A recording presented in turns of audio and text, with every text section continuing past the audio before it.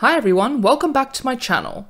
Today's video is a really important one for your exams, as it looks at redemption in Charles Dickens' novella A Christmas Carol, a major theme that is also a big part of the overall plot.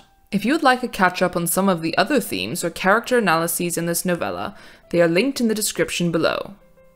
To start off, let's take a look at the initial description of Scrooge.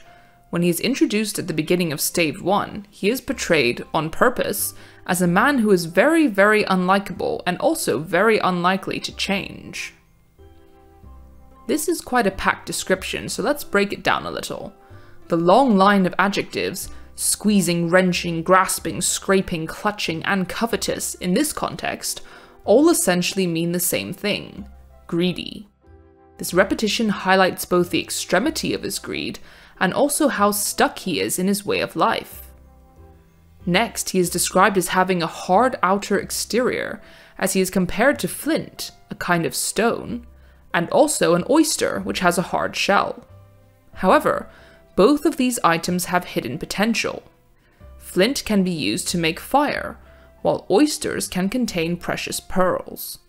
This is a subtle hint to the reader that although Scrooge seems to be totally unchangeable, there is still hope for him to provide some value to society. Before he can begin his redemption journey, however, we need to understand what exactly Scrooge needs redemption for. Up till this point, we've only heard from the author about what a miserly, grouchy old man he is, so let's also have a look at Scrooge's interactions in the first stave to see what the other characters make of him. First up is his clerk, Bob Cratchit, who works in pretty dismal conditions for a mere pittance of a salary. These conditions and his wages are decided by Scrooge, so he is clearly a terrible employer. He also uses his power over Bob as his boss to get away with treating him poorly, because as we can see from these extracts, Scrooge has no problem with firing him if he goes against his wishes in any way. His nephew Fred is the next to drop by with the good intentions of wishing his uncle a Merry Christmas and inviting him to dinner. Scrooge's well-known response of "Bah, humbug" says it all, however. He clearly has some very strong opinions about Christmas, but why? It is not just that he is a bad-tempered old man who doesn't want other people to be happy. It is more to do with the generosity and abundance that is associated with that time of year. Scrooge thinks of everything in terms of money, so to him, Christmas and all the presents, food, and time off work that comes with it seems like an idiotic extravagance. This sentiment is taken even further when the charity collectors arrive, and Scrooge really reveals his true colours here with some pretty shocking comments about the poor. He holds the stereotypical view of the time that the poor are poor simply because they are lazy or criminals, and has no empathy for their struggles. Because he has little to no interaction with the working class apart from in a business sense, it is easy for him to make heartless comments or ignore the suffering of the poor, as he doesn't have to face their consequences. After these interactions, it is difficult to see how Scrooge could possibly take the first steps to redeeming himself as he is so stuck in his ways. It would take a real wake-up call, something truly frightening and shocking, like the ghost of his former friend and partner, Jacob Marley, paying him a ghostly visit. Scrooge is quite understandably terrified by Marley's supernatural invasion of his home, and even more so when he hears the warning that comes with it. Marley's punishment for his greed in life is to wander the earth constantly while bound in heavy chains. He seems to be in a kind of purgatory, a waiting place between heaven and hell. The Catholic Church describes purgatory as purification so as to achieve the holiness necessary to enter the joy of heaven. Or in other words, redemption. So for Marley, whose lesson came too late, his only hope of going to heaven is to redeem himself in the afterlife by helping his friend to escape the same fate. If you found this video helpful so far, please give it a like, it really helps out the channel. The fear and shock of Marley's visit is exactly what Scrooge needed to render him vulnerable enough to start to change. From this point on, his redemption journey is guided by 3 ghosts, starting with the ghost of Christmas past, who takes him down memory lane to revisit his youth. To our surprise, Scrooge as a boy is nothing like he is now, and is described as a solitary child neglected by his friends. He was abandoned at boarding school by his family and friends during the Christmas holidays, with nothing but his books to keep him company.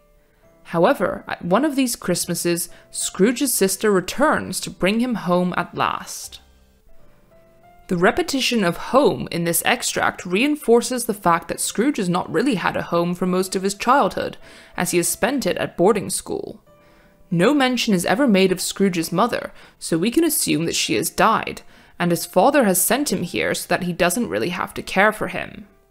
This is a very significant part of Scrooge's redemption journey, as we can see that the way he treats people now is a product of how he was treated in the past.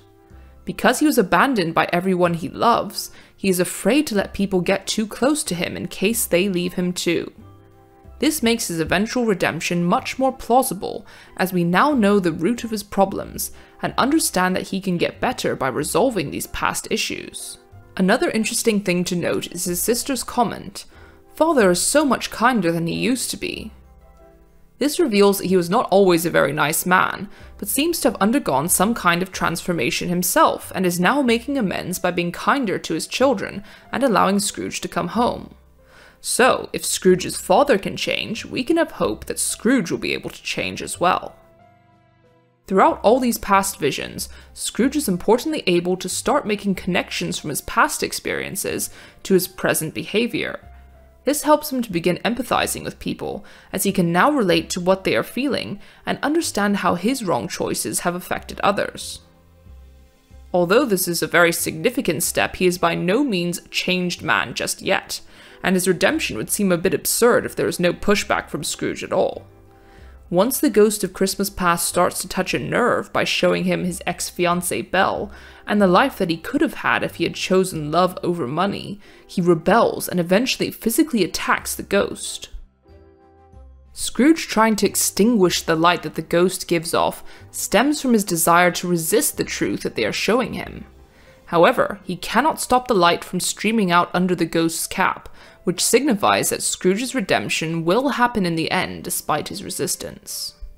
The next ghostly visitor is the ghost of Christmas Present, who takes him, among other places, to the Cratchits' house, where he is given the opportunity to see how the poorer working class live. Seeing their struggles in person gives some perspective to his earlier harsh comments about the idle poor and decreasing the surplus population, especially when he hears that Bob Cratchit's son, Tiny Tim, is on the verge of death due to their poverty. Using Scrooge's own words against him forces him to confront the reality of the impact his words and actions have had on the people around him. Tiny Tim in particular is one of the most important motivators for Scrooge's transformation, as he now realizes that if he wants to save the boy's life, he needs to learn the lessons the ghosts are teaching him, so that he can return to reality as a changed man. This moment is so impactful for Scrooge that by the time the ghost of Christmas Yet to Come arrives for the final part of his journey, Scrooge is already committed to change his ways, saying, "Ghost of the future, I fear you more than any spectre I have seen, but as I know your purpose is to do me good, and as I hope to live to be another man from what I was, I am prepared to bear you company and do it with a thankful heart." So then why does the ghost show Scrooge his own grave if his redemption journey is already complete? He doesn't need to scare Scrooge into changing his ways, as he has already come to that conclusion himself. What it does, however, is remind Scrooge that his time on Earth is limited, so he is afraid that he will not be able to redeem himself and make amends to the people in his life that he has wronged before it is too late. Luckily, this is not the case, and in the final stave, Scrooge is returned to his bed on Christmas morning. His drastic change in behavior is noticeable immediately through the narrative voice. Yes! And the bedpost was his own, the bed was his own, the room was his own. Best and happiest of all, the time before him was his own to make amends in. The use of exclamation marks and repetition reveals how excited Scrooge is at being given this second chance in life before he even opens his mouth. When he does, however, his speech is very different to what we are used to, without any formality, and full of color and life, like this long string of similes. In fact, there are a lot of contrasts between the first stave and this one, all on purpose, of course, to highlight Scrooge's redemption. For instance, let's have a look at the descriptions of the weather. It seems the whole world has gotten brighter to reflect his new outlook on life, and Scrooge soon puts his thoughts into action through his treatment of other people. Interestingly, he interacts with the exact same characters that he did in the first stave, but in reverse order: the charity workers, Fred, and Bob Cratchit, so we have the opportunity to compare how different they are.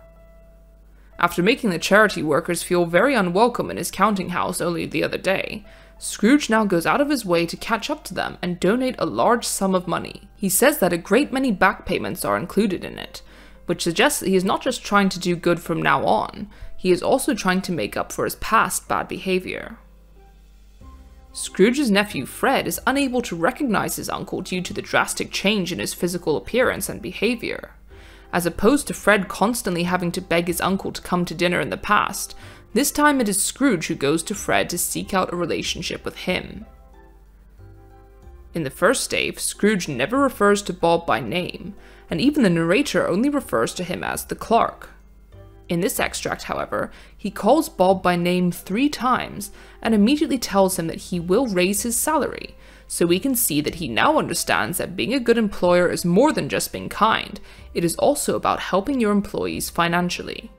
Finally, let's compare the first description of Scrooge to the last one. If you remember, he was called a long list of adjectives which are all basically synonyms of greedy. But in the final description, only one word is used: good. If you would like an in-depth analysis of Scrooge, check out this video. So let's recap what Dickens has tried to show us through Scrooge's redemption journey. Throughout the story, he is never forced to change by any of the ghosts. It is his choice to learn from what they show him and apply it to his life. Therefore, if we want to redeem ourselves for something, Dickens is implying that it is our responsibility alone to take action and change. Dickens also shows that redemption does not just benefit yourself and your afterlife, it also benefits society. For instance, the poor are helped through Scrooge's donation to the charity collectors, Tiny Tim is given a new chance at life, and the Cratchits will live better thanks to Bob's salary increase. The main point, however, is that if someone as hard-hearted and miserly as Scrooge can change, then anyone can. We might not all need redemption as badly as he does, but all of us can change a small part of ourselves for the better, or make the world a better place for others. Thanks for watching, guys! Stay tuned for follow-up analysis videos soon to come. See you next time!